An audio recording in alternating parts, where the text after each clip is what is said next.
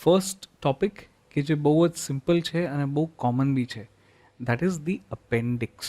જે આંતરપૂછના વિશે મેં તમને કીધું, જ્યાં નાનું આંતરડું સંપન્ન થાય અને મોટું આંતરડું ચાલુ થાય, એ બંનેના જંક્શનમાં સીકમ કરીને એક ઓર્ગન હોય છે, જે મોટા આંતરડાનો પહેલો ભાગ છે.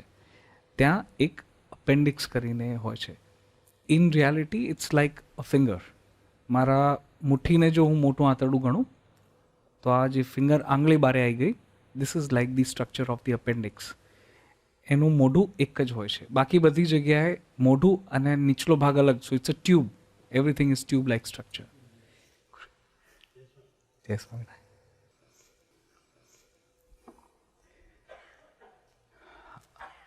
Can I proceed? Yes.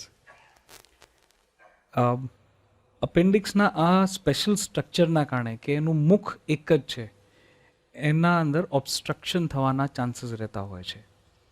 તો સુકાયેલું મળ, જેને ફિકોલિથ કહેવાય, યા ખાવાના અંદર આવેલી કોઈ એવી ચીજ કે જેનું પાચન ના થઈ શકે, યા worms, these are the 3 common things કે જેનાથી બ્લોક થઈ જાય. આમાં જે બ્લેક કલરમાં દેખાઈ રહ્યું છે એ, અને એકવાર એનું મોં બ્લોક થઈ જાય તો અપેન્ડિક્સના અંદર રહેલા જે બેક્ટેરિયા છે એ વધવા લાગે.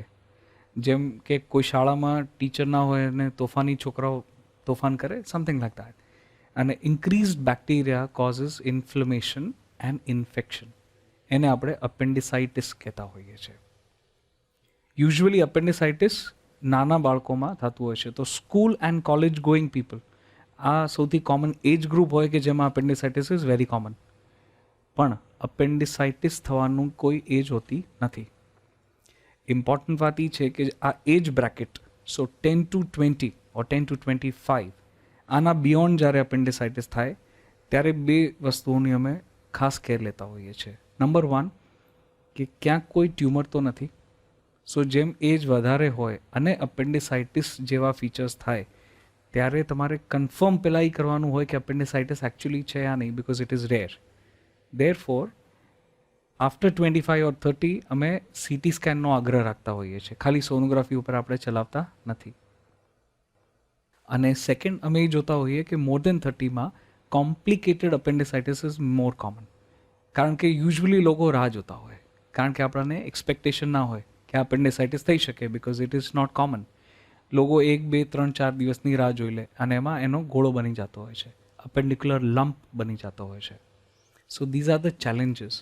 So appendicitis સોજો, અને એના ઇન્વેસ્ટિગેશન માટે યુઝ્યુઅલી સીટી સ્કેન. અને નેક્સ્ટ સ્ટેપમાં પછી ક્વેશ્ચન આવે છે કે આનું કરવું શું. આ ડાયગ્નોસિસ નિદાન થઈ ગયું આપણું. So these are the pertinent questions કે what is the treatment. Variations છે.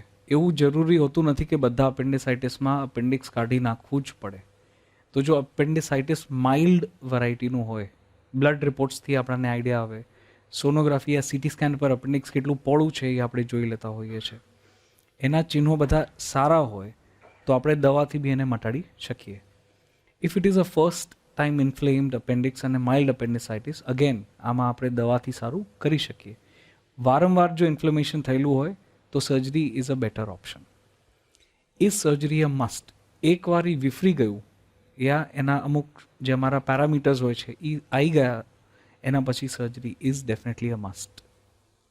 નેક્સ્ટ પ્રશ્નમાં ઓપન સર્જરી કરવી કે દૂરબીનવાળી કરવી. છેલ્લા 20 યર્સથી જે ડિરેક્શનમાં આપણે વધી રહ્યા છીએ મેડિકલી, પેટના લગભગ 99% surgeries now can be done laparoscopically, જેમાં દૂરબીન મૂકી અને 1 સેન્ટીમીટર યા 5 મિલીમીટરના છિદ્રથી આપણે ઓપરેશન કરતા હોઈએ, જેમાં કેમેરો ઉતારી દેવામાં આવે, ઇન્સ્ટ્રુમેન્ટ બી ઉતારી દેવામાં આવે અને પૂરી સર્જરી એનાથી આપણે કમ્પ્લીટ કરતા હોઈએ છીએ. It is safe or sometimes safer. Open surgery કરતાં પણ વધારે સેફ હોય છે, કારણ કે એમાં જે ટેલિસ્કોપ આપણે વાપરીએ, દૂરબીન વાપરીએ, એમાં મેગ્નિફિકેશન બી મળે.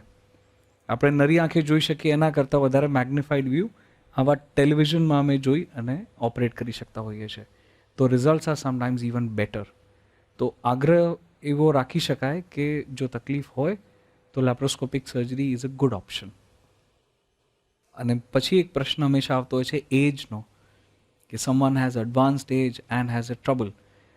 લેપ્રોસ્કોપિક સર્જરી અને આજકાલ એનેસ્થીઝિયાની એડવાન્સમેન્ટ એટલી થઈ ગઈ છે, જે શીશી સૂંઘાડીએ બેભાન કરતા હોઈએ એટલું એડવાન્સ થઈ ગયું છે દેટ ઇવન ટિલ 100 વર્ષની એજ સુધીમાં surgeries are feasible and they are safe. તો એજના જે ઇશ્યુઝ હતા ટિલ 20 years બેક, હવે એ ઇશ્યુઝ રહ્યા નથી. So these are some small things about the appendix. Sir, એપેન્ડિક્સની આમ જરૂરિયાત દેખાતી નથી તો એ શા માટે હોય છે? કરેક્ટ. તો આને વેસ્ટિજિયલ ઓર્ગન કરીને એક નામ આપવામાં આવ્યું છે.